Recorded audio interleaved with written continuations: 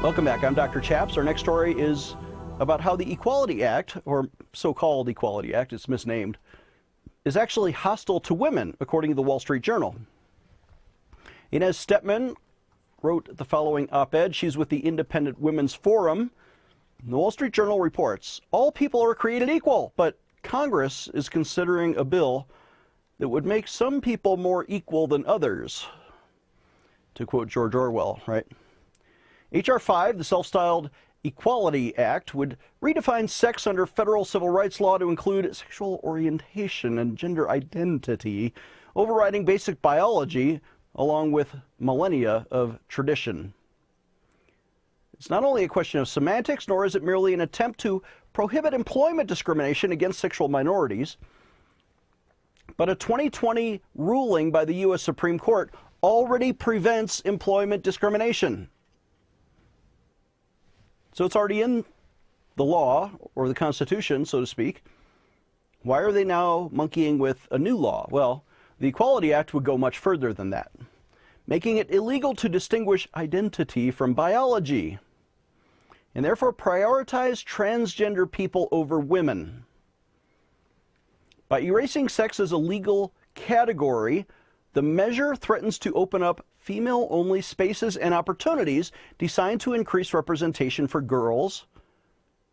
Now they're giving that access to biological men, which can and will endanger the safety of women and girls. The Equality Act would threaten to the existence of women's prisons, for example. Public school girls' locker rooms, women's and girls' sports teams would now all be open to cross-dressing men. It would limit freedom of speech, freedom of association, accurate data collection, and scientific inquiry. It would threaten the rights of physicians who doubt the wisdom of performing life-changing reproduction-limiting procedures, going to make the doctors do the surgeries, and parents who seek to protect their minor children from aggressive treatment by outsiders. This is not hyperbole. Similar state laws have already resulted in such harm. For example, in California, Catholic hospitals have faced lawsuits for declining to perform life-altering gender affirmation surgery. For example, as far back as September of 2016. Also in Connecticut, 2 biologically male athletes won the state girls' championship race's 15 state titles.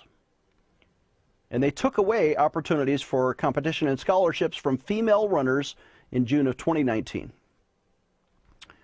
Martina Navratilova, the tennis legend, wrote against this new transgender movement when she wrote for the Washington Post in 2019, and she asked Congress to exempt athletics, saying, quote, "The reality is that putting male and female-bodied athletes together is co-ed, or open sport.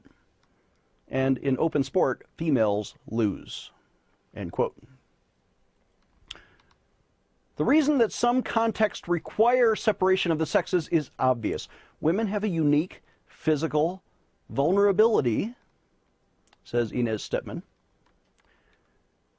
Female inmates are kept separate from male inmates for just this reason. How can we possibly reduce the number of sex crimes against women if the law refuses to acknowledge such basic differences?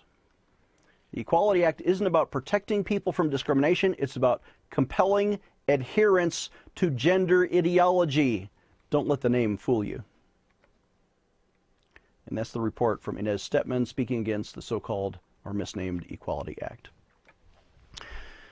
I couldn't have said it better. And here's a woman defending women's rights, right? They want men in your private spaces. They want men in your scholarships. They're taking away women's equality and women's access. As somebody I respect on the radio said this weekend, if there are laws to protect separate classes of people, but then anybody can say, I'm a member of that class, then there are no longer any protected classes of people. They would do away with the 1964 Civil Rights Act. The Bible says this in Isaiah 5, Woe to those who call evil good and good evil, who put darkness for light and light for darkness, who put bitter for sweet and sweet for bitter. Woe to those who are trying to put this into law. Are you frustrated by recent events in American politics? Do you wish you had the power to make a difference? Well, now you do. When you buy our book, How to Liberate the World, a step-by-step guide to take back your country, I will teach you the political power tools the left has been using, and you can use them for good. For example, how to write a press release and get your story in the newspapers, how to organize a petition drive or a rally and get 1,000 people, how to do fundraising for your organization or cause, that chapter alone is worth the price of the book, and finally, how to run for public office and win your own seat in the legislature.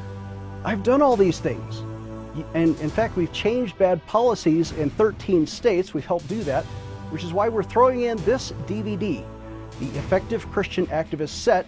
Normally, the two together would be $45. We're going to give it to you for $30 suggested donation when you call us today at 866-OBEY-GOD.